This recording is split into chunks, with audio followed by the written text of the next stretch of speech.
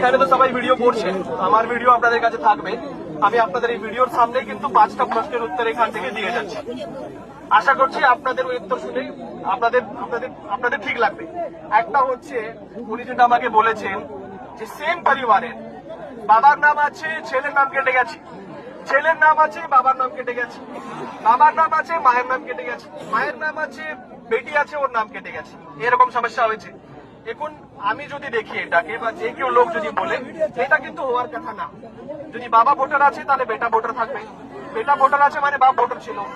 এখন যদি কারো এরকম, যাদের যাদের এরকম সমস্যা হয়েছে, অ্যাডজুডিকেশনে বাদ গেছে, হতে পারে কোন একটা কাগজ প্রয়োজন ছিল, ওই কাগজটা হয়তো আপনারা দেননি, দিয়েছিলেন কিন্তু ওটা ঠিক করে দেখতে পারেননি, সেই কাগজটা হয়তো সাফিসিয়েন্ট ছিল না, যে কোনো প্রবলেম হতে পারে, তার জন্য এই সমস্যাটা আজকে হয়েছে। আমি এক একটা করে প্রশ্নের উত্তর দেবো, সব প্রশ্নের উত্তর শুনবেন, কিন্তু মাঝখানে কেউ বলবেন না। এখন এটার সলিউশন কি আছে? এটার সলিউশন সবচেয়ে ভালো স্ট্রং পয়েন্ট যেটা হচ্ছে যে পরিবারের কেউ না কেউ ভোটার লিস্টে রয়েছে, এটা খুব ভালো জিনিস। এখন বাকি যারা আছেন, যাদের নাম বাদ দিয়েছেন, তাদের কাছে দুটো অপশন আছে। একটা অপশন হচ্ছে নতুন করে ফর্ম ছেড়ে দিব আমরা বিএলও কে, বা আমরা অনলাইনে অ্যাপ্লাই করবো। 6 নম্বর ফর্ম আমরা নতুন করে দেব, সেটা দিয়ে আপনার সমস্যার সমাধান হতে পারে। সেকেন্ড অপশন আছে, যেটা হচ্ছে ট্রাইব্যুনালে আমরা যেতে পারবো। আমাদের প্রত্যেকটা গ্রাম পঞ্চায়েতে একটা বিএসকে আছে, যেখানে বাংলা সহায়তা কেন্দ্র নেই, সেখানে গ্রাম পঞ্চায়েত আছে। গ্রাম পঞ্চায়েত সবাইকে কালকে আমরা মিটিং করে বলেছি যে প্রত্যেকটা গ্রাম পঞ্চায়েতে যে সেক্রেটারি আছে বা এক্সিকিউটিভ অ্যাসিস্ট্যান্ট আছে, তারা কিন্তু আপনাদের যে দাবিগুলো আছে সেটা যে ট্রাইব্যুনালে অনলাইনে অ্যাপ্লাই করতে হবে, সেটা আপনাদের হয়, ওরা আপনাদের জন্য অ্যাপ্লাই করে দেবে, যাতে আপনারা ট্রাইব্যুনালে টাইমলি আপনারা সাবমিট করতে পারেন। আজকে আমার এই ভাই আমাকে বলেছে যে 15 দিনের টাইম ছিল, 8 দিন অলরেডি বেরিয়ে গেছে, আমি কবে আবেদন করব? তার জন্য আমাদের যে সলিউশন আছে, আজকেই এখান থেকে বেরিয়ে আমরা একটা চিঠি লিখবো, উপরে জানাবো যে এদেরকে টাইম এক্সটেনশনের একটা ব্যাপার ভাবতে হবে।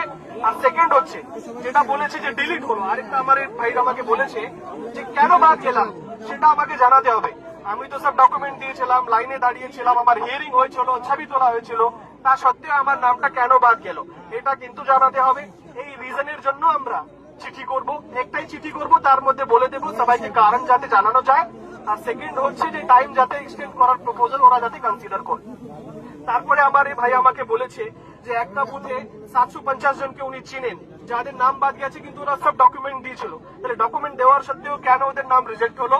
আবার তার একটাই উত্তর আছে, আমরা উপরে কিন্তু বলে দেবো বুথে বুথ ওয়াইজ, একটা বুথে যদি 10 জনের নাম বাদ গিয়ে থাকে বা 100 জনের নাম বাদ দিয়ে থাকে, 100 জনের নামের সামনেই কেন বাদ গেল তার কিন্তু কারণগুলো যাতে আমরা জানি, যাতে মানুষ বুঝতে পারে যে আমার কি ভুল হয়েছিল, সে ভুলটাকে যদি ওরা কারেক্ট করতে পারে ট্রাইব্যুনালে গিয়ে, তো এটাও কিন্তু আমরা জানিয়ে দেবো। তো এর বাইরে দেখুন, এর বাইরে কিন্তু দেখুন, প্রশাসন হিসাবে আমরা আপনাদের গার্জিয়ান আছি, আমরা আপনাদের জন্য কাজ করি। আপনাদের প্রবলেম হয়েছে, প্রবলেমের সুরাহা করার জন্য আমাদের সহযোগিতা লাগবে। এখন আপনারা বলুন আর কি করা যায়? এই যে আমি আপনাদেরকে বললাম, এর বাইরে আর কিছু করার নেই আপাতত। এখন আপনাদেরকে যা রিকোয়েস্ট শুরু থেকে করছি, আপনাদের যা প্রশ্ন থাকবে, যা সমস্যা থাকবে, আমরা, আমার নাম শেখ আনসার আহমদ, আমি এখানে আছি, আমার সাথে আপনাদের এসডিও ম্যাডাম আছে, ভিডিও সাহেব আছে,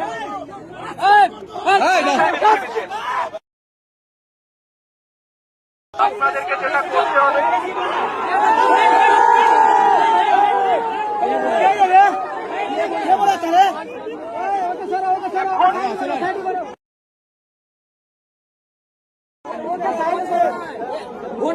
আগে কি বলছে শুনতে দাও, আগে কি বলছে